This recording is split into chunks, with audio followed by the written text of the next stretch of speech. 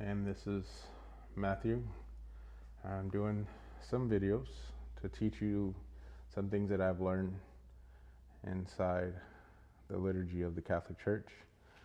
Just some of the basic stuff that we've been taught. This will be our fourth video. So as we come in, I want to talk about something again that we may not realize the true importance, or maybe just didn't feel like doing at the beginning. So right here is our choir section, and it looks empty because we're very blessed that we have people in our parish that comes with their own keyboards, their own guitars, the additional singers that will go there. We are blessed to have an electric organ inside our church, and we're actually lucky to have parishioners that know how to play the organ. But music in the Catholic Church has something that's been around, I believe, since the 6th century. It would have started with Gregorian chants, something that was just vocal. And then from there, it would have transitioned slowly into utilizing instruments.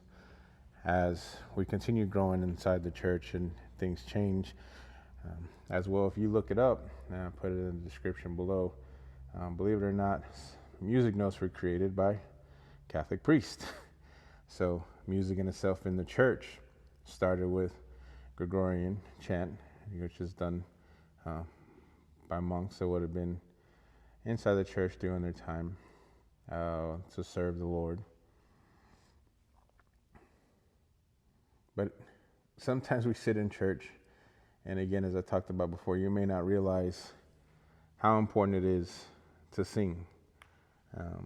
Inside, we hear that singing is like praying twice as loud, that Jesus hears our voices more when you sing. And obviously these videos are more towards the Catholic belief in what we're learning inside the Catholic liturgy.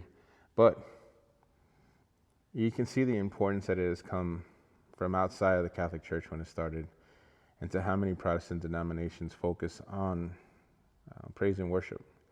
Understanding that though during Mass, praise and worship has a time and place inside our faith and inside Catholic Church.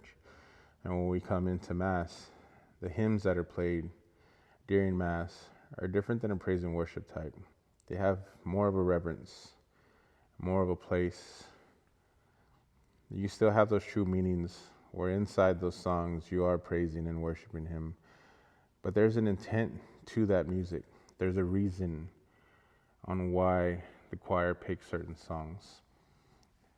As I've come to learn that whenever you come to Mass and you're a part of the liturgy, everything has a place and a reason. The music that is picked for that weekend has a place and a reason. The choir and the person who's in charge of the music ministry, they go and look, and as deacons and priests do before they would do their homily, they go and read and understand what the scripture is for that weekend. And as they read and determine the scriptures and what the message is for that weekend, we'll go back to hymns that have been created, as we've noted, for centuries. As up here you'll see inside the books that sit inside your pews that you may not want to grab because you're like everyone else, and we all think that we can't sing.